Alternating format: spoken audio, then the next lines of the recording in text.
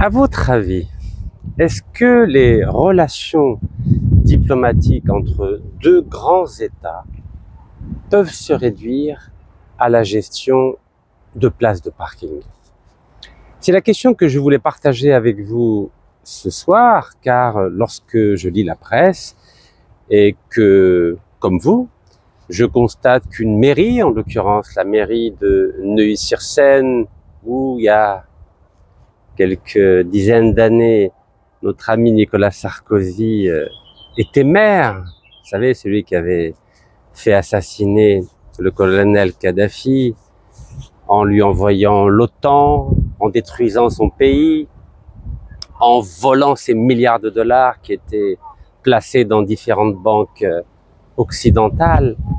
Lorsque je vois que cette mairie a décidé de saisir 19 places de parking de la résidence de l'ambassade d'Algérie à Neuilly, il y a de quoi s'inquiéter.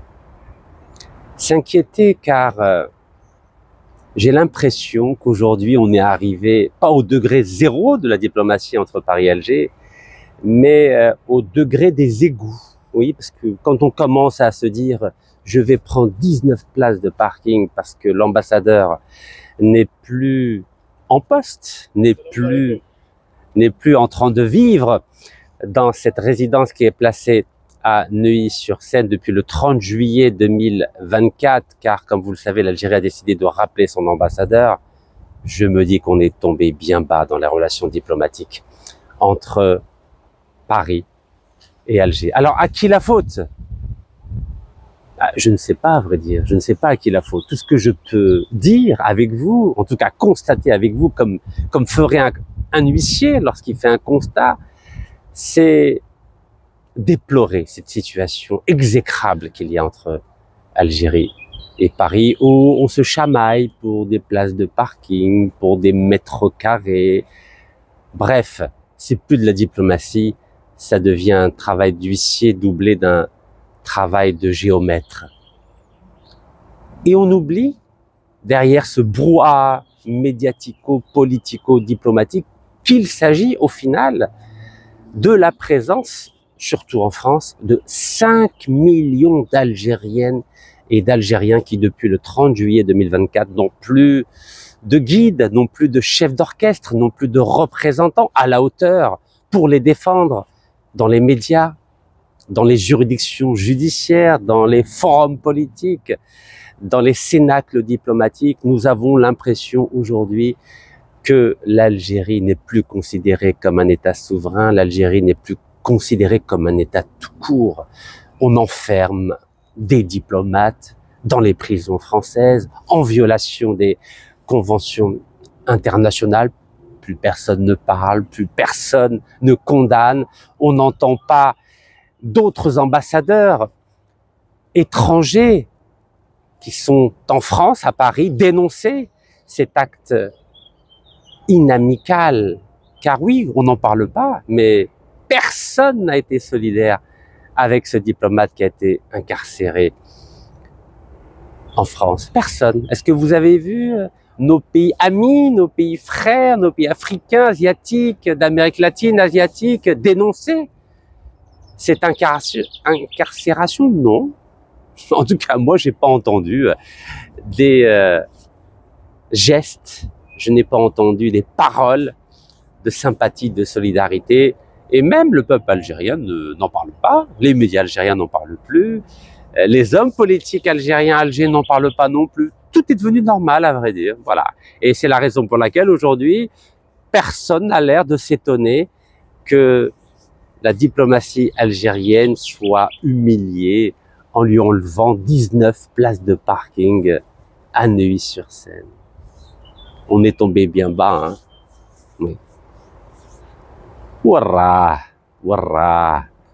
المرحوم محمد صديق بن يحيى, وراه المرحوم Cherif Guellel, les grands ambassadeurs, des grands hommes politiques, des grands diplomates. C'est moche, hein. Franchement, c'est moche. Je me dis aujourd'hui en tant qu'Algérien, c'est pas beau. Moi, j'aime pas.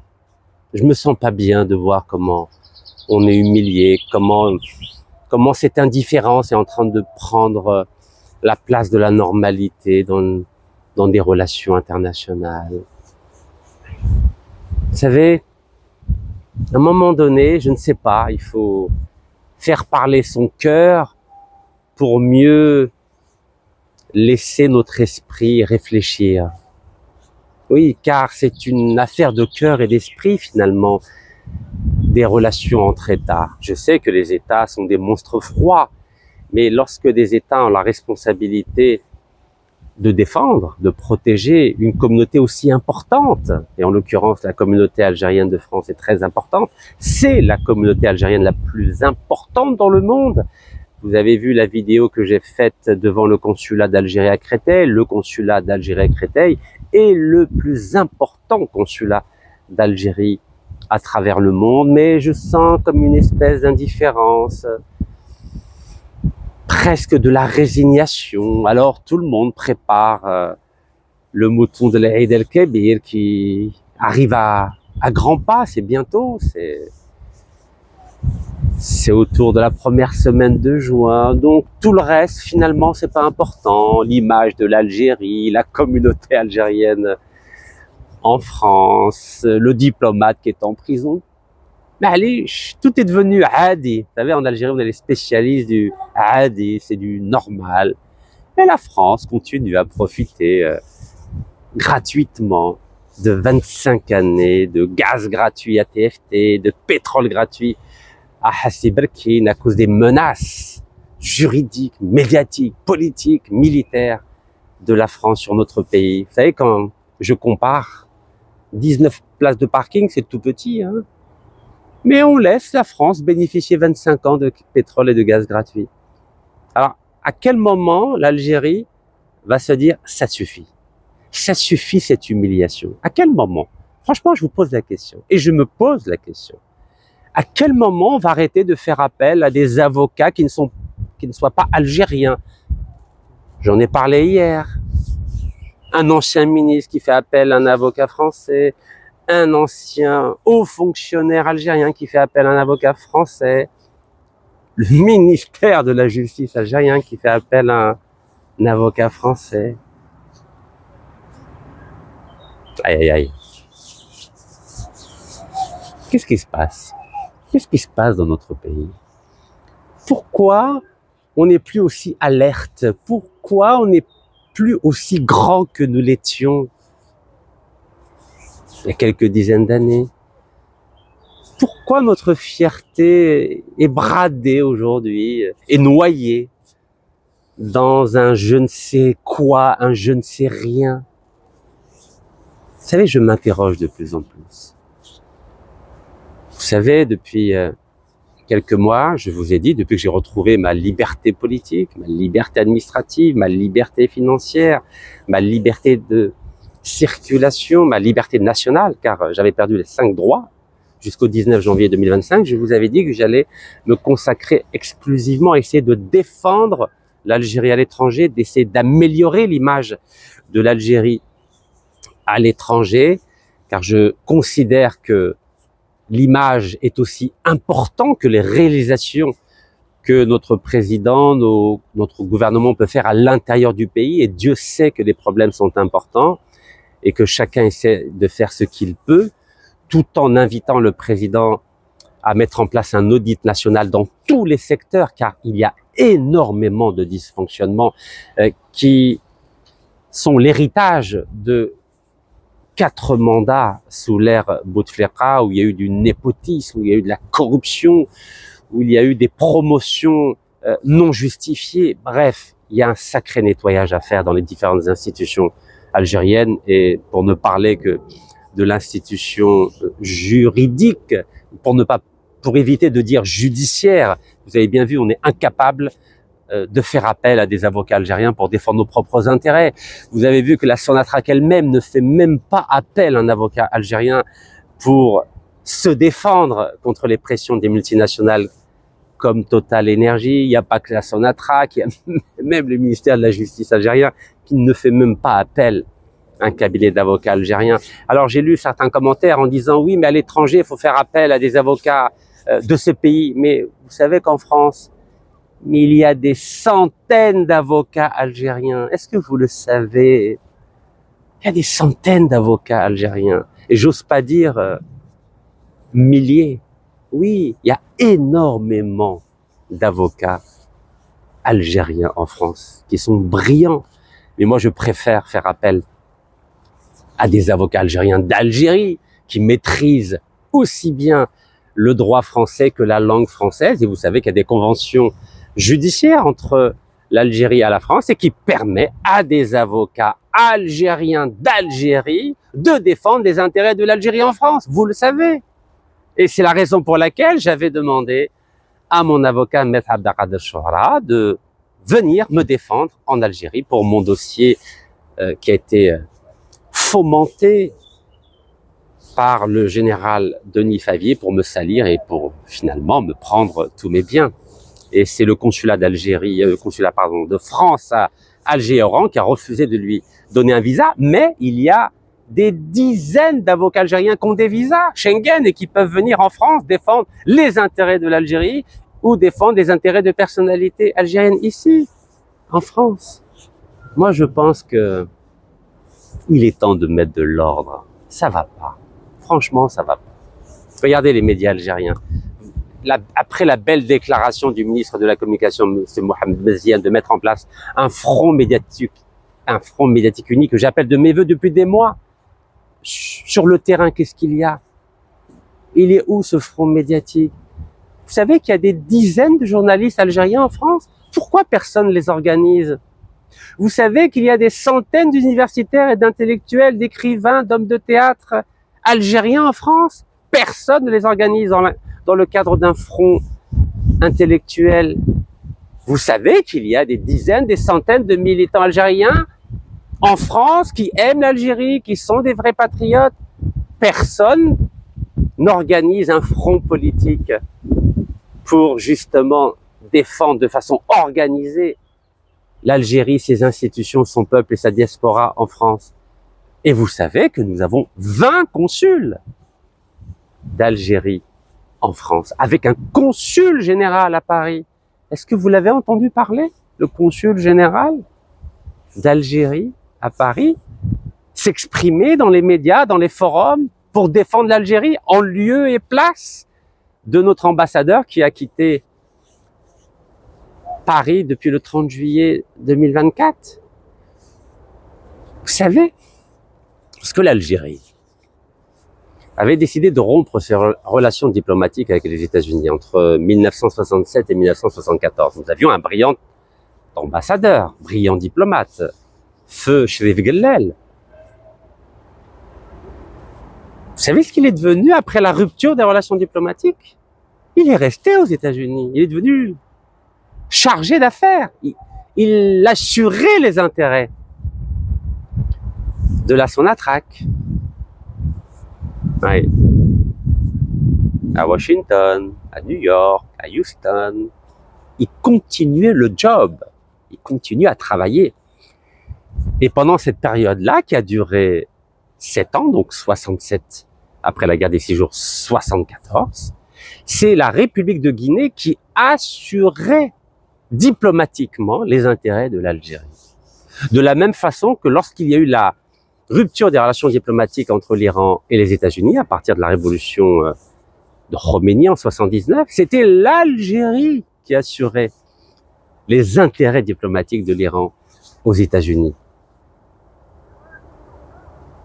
Qu'est-ce que j'essaie de faire passer comme message en vous rappelant ces 3 événements? C'est de dire que quel que soit le problème que l'Algérie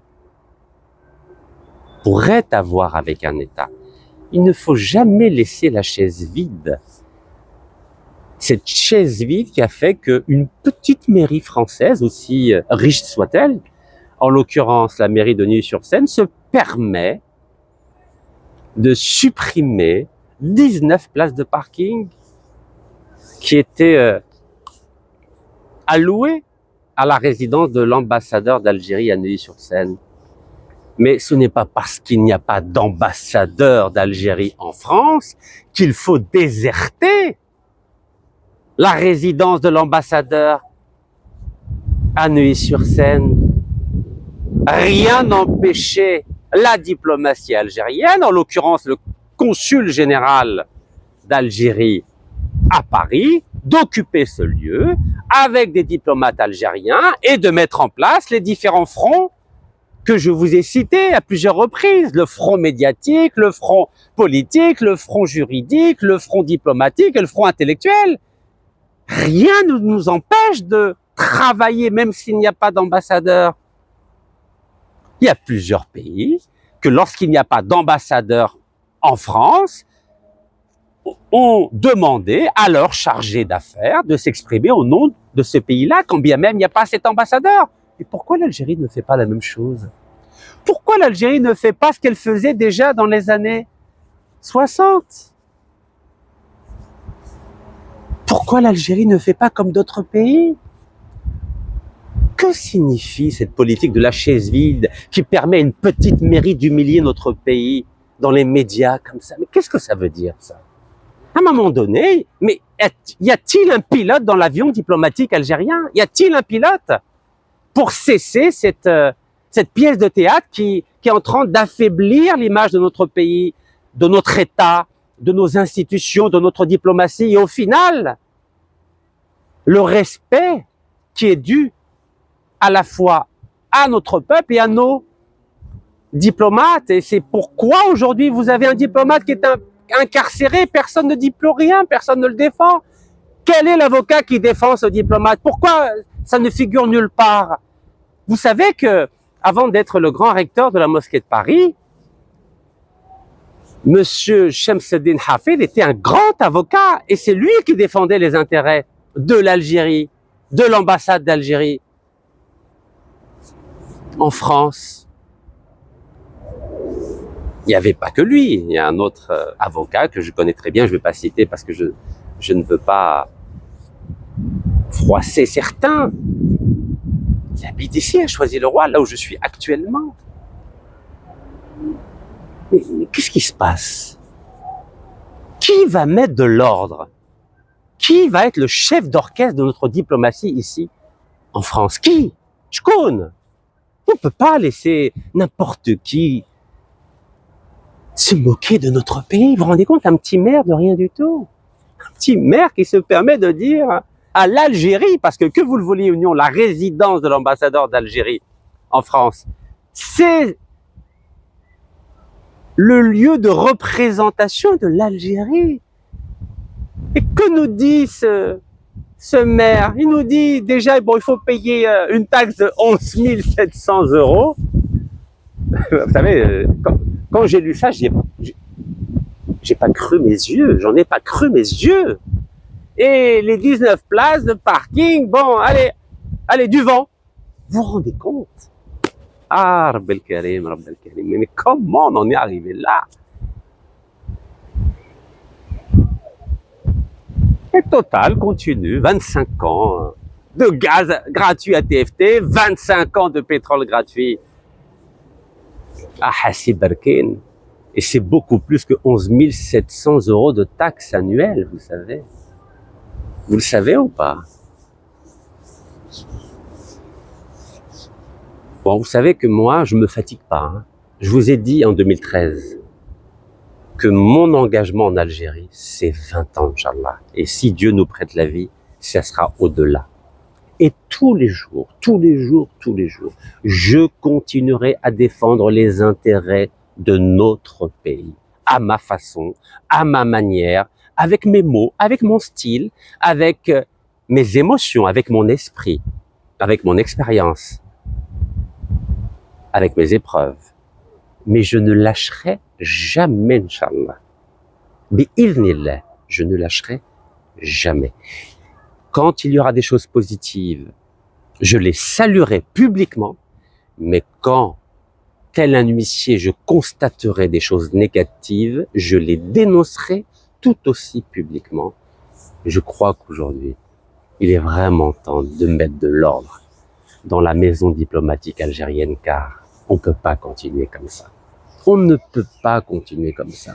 On ne peut pas laisser n'importe qui humilier l'Algérie. Regardez, est-ce que vous avez vu la une du magazine L'Express, qui était un très grand magazine dans les années 50, qui avait été fondé par un grand intellectuel français qui s'appelait JJSS, Jean-Jacques Servan-Schreiber. C'était un grand monsieur à l'époque. À l'époque, je m'en souviens, il avait fait un livre qui avait fait sensation, qui s'appelait le défi américain. Il prenait l'exemple des États-Unis, notamment dans le domaine des sciences, des technologies, de l'informatique, en disant il faut suivre le modèle américain. C'était un grand visionnaire, JJSS à la belle époque.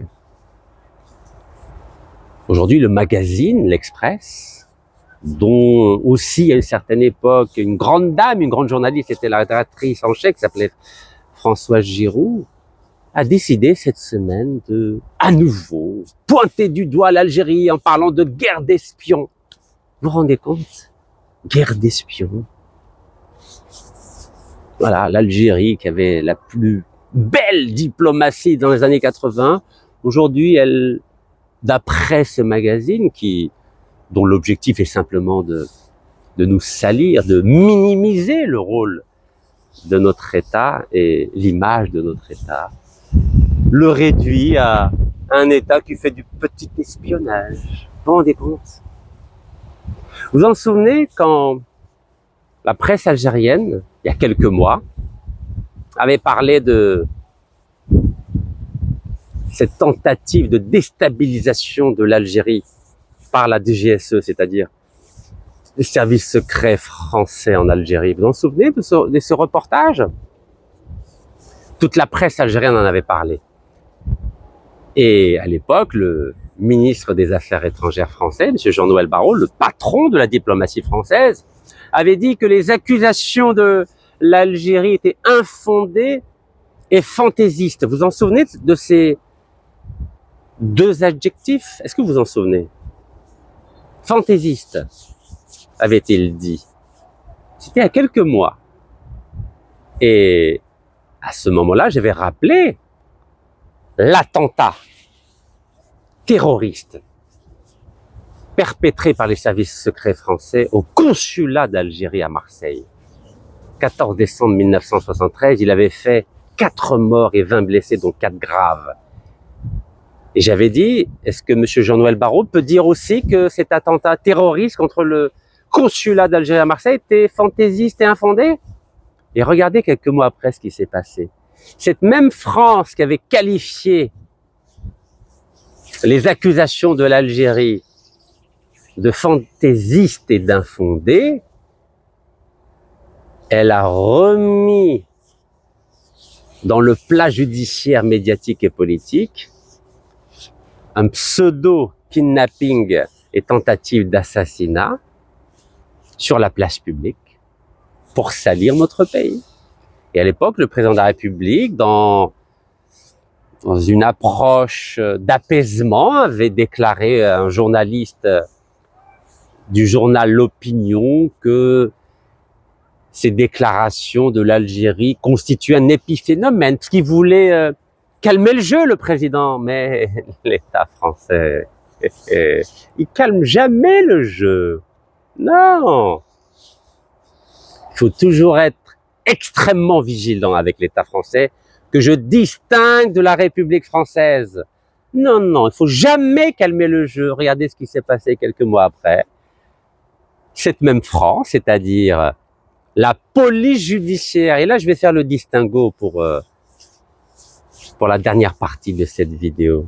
Et oui, la police judiciaire. Police, c'est ministère de l'Intérieur, c'est le sieur Retailleau, et judiciaire, c'est le ministère de la Justice, c'est monsieur Gérald Darmanin. Donc la police judiciaire a réveillé un vieux dossier qui datait d'avril 2024 pour dire que l'Algérie, c'est-à-dire la diplomatie algérienne, le consulat d'Algérie à Créteil, aurait organisé un kidnapping et une tentative d'assassinat contre un influenceur algérien. Vous avez vu? Et c'était quelques mois après que l'Algérie avait accusé les services secrets français de déstabiliser le pays. Mais notre président, qui est toujours généreux, bienveillant, vous savez, notre président fait toujours confiance à Emmanuel Macron en croyant que c'est un homme de parole. Non, non, non, non, non, non. Et je suis en France et je vous le dis publiquement. Non, Emmanuel Macron, qui a déjà trahi le président le 30 juillet 2024 en reconnaissant de façon unilatérale la marocanité du Sahara occidental, malgré l'engagement qu'il avait pris en août 2022 lorsqu'il avait effectué une visite d'État en Algérie, à nouveau, il a trahi le président en sortant cette affaire sur la place publique et en faisant emprisonner un diplomate algérien. Alors pour les naïfs qui pensent que la justice française est indépendante, retenez cette expression, police judiciaire. Police judiciaire. Police, ministère de l'Intérieur, judiciaire, ministère de la Justice. La justice française n'est pas indépendante, car qui donne l'ordre à la police de mener une enquête? C'est le procureur de la République. Procureur de la République, c'est justice. Procureur de la République donne l'ordre à la police de mener une enquête, c'est-à-dire que la police, ministère de l'Intérieur et le procureur de la République, la justice, travaillent ensemble. Ce qui veut dire que justice, police, c'est le même cas en Algérie, c'est kiff-kiff. Hein. Ils sont pas indépendants, ils sont interdépendants. Il n'y a pas d'indépendance, ça bosse ensemble tout ça. Et donc, c'est Retailleau qui demande à Darmanin, allez, emprisonne le diplomate algérien. Et oui, pour salir l'Algérie. Donc vous imaginez deux énormes trahisons du président Macron. 30 juillet 2024, avec la reconnaissance unilatérale de la marocanité du Sahara occidental, et avril 2025, incarcération d'un diplomate algérien. Et tout ça, vous savez quel est l'objectif? Je ne vais pas vous faire de dessin. L'objectif de l'État français, à nouveau que je distingue de la République française, c'est d'obliger l'Algérie à libérer l'auteur algéro-français qui est aujourd'hui dans la section pénitentiaire de l'hôpital Moustapha Bachar, en échange du diplomate algérien qui se trouve aujourd'hui en prison. Voilà le deal. La France ne veut pas livrer Abdeslam Bouchouareb. Car Abdeslam Bouchouareb, condamné à 100 années de prison en Algérie, c'est l'ami fidèle d'Emmanuel Macron, c'est son conseiller occulte pour les affaires algériennes. Donc, pour rien au monde, il va le faire libérer. Et c'est sûrement pas avec le cabinet Grossman qu'on va réussir à le faire extrader. Je vous ai expliqué qu'un avocat qui considère le Maroc comme son pays et qui nous a envoyé une jeune avocate qui a 5 ans d'expérience pour s'occuper du dossier d'extradition, très clairement, il n'y avait aucune chance qu'il soit extradé. Mais notre pays, en tout cas notre fonctionnaire au ministère de la Justice, a préféré faire appel au cabinet Grossman, qui a été désavoué par la République du Congo en novembre 2022. Nous, on aime bien les losers. C'est extraordinaire quand même. Hein. Vous savez, c'est bien, là, vous savez, la lumière est en train de partir parce que c'est la tombée de la nuit. Nous, on aime bien les losers. On fait appel à des cabinets qui perdent des procès et qui sont désavoués par un pays africain. Parce que ce cabinet a déjà échoué à obtenir gain de cause pour la République du Congo. Mais nous, en Algérie, on a des gens tellement formidables qui s'occupent de ces affaires-là que, évidemment, qu'il a échoué aussi à défendre nos intérêts. Bon, je ne sais pas si les choses vont évoluer, mais en tout cas, tous les jours, je pointerai du doigt ce qui ne va pas, et tous les jours, je demanderai au président de la République de faire le nécessaire pour corriger le tir. Voilà quoi je voulais en venir au travers de cette vidéo. Voilà le message que je voulais vous adresser. L'Algérie a besoin de tous ses enfants, des 45 millions d'Algériens qui se trouvent en Algérie et des 7 millions d'Algériens qui se trouvent à l'étranger pour défendre notre pays et faire de l'excellence la colonne vertébrale de notre identité de citoyen algérien. Et pour finir, les 3 valeurs de la France, c'est liberté, égalité, fraternité.